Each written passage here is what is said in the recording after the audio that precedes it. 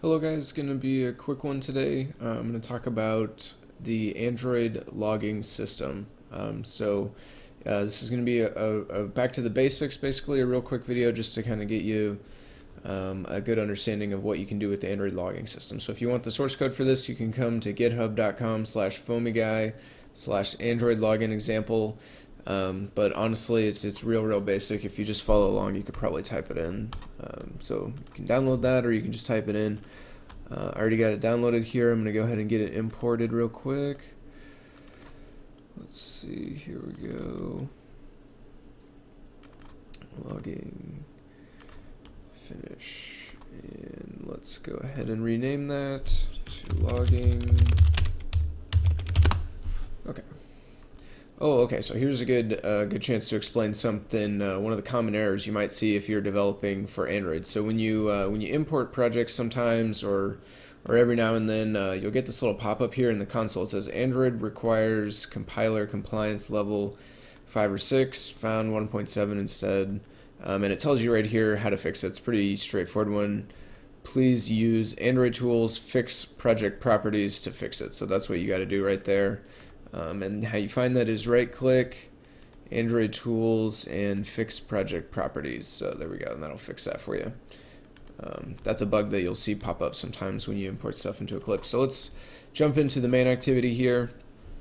Like I said, guys, this is a real basic one. The only thing that I'm trying to show you here is the different ways you can use the log tag. So in Java, generally when you just want to print something out to the console for debugging or what have you, or output to the user, you can just use system.out.println. In Android, if you're trying to print for debugging, this log is a concept that's pretty cool because it lets you separate your messages into kind of different categories here, like verbose and info and debug and warn and error, and then these get filtered into different colors in the output screen. So if you can see, we just have onCreate, and I have all of these log tags here to log all these different words.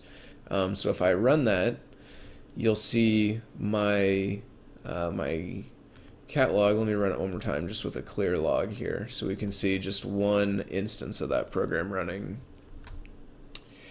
Give me that because it was already running. So let's open up the logcat. And let's see here. Maybe I'll just restart it this way. Here we go. There we go. Okay.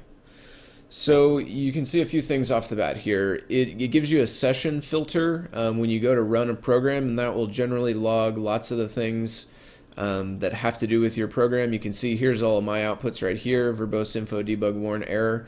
But you can also see in the session filter, these ones are coming from the system, so it's logging these kind of on my behalf for some reason.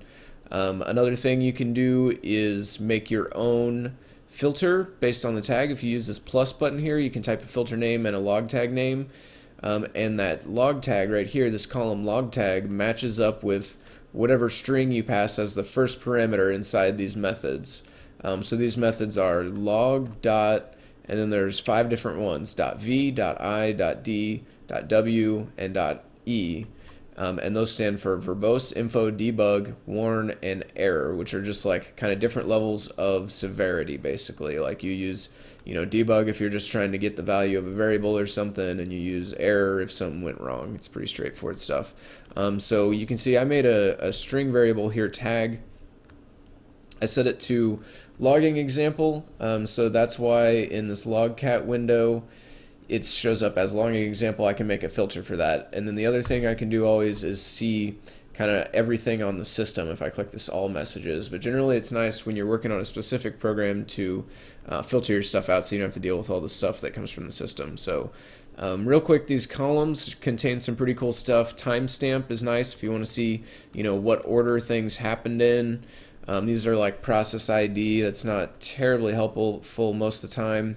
The application package that's coming from your log, or rather that your log is coming from, then obviously the tag and the text. And so these are the main types here. There is one more type, WTF, and that stands for, if we pull up the Java docs here, that stands for what a terrible failure, which basically just means, report a condition that should never happen. So like, The example that I put in this program here is if 1 equals 0, which obviously would be really bad, so then we would jump all the way, we would forego the error and jump all the way to the log.wtf, so that's kind of a fun one there.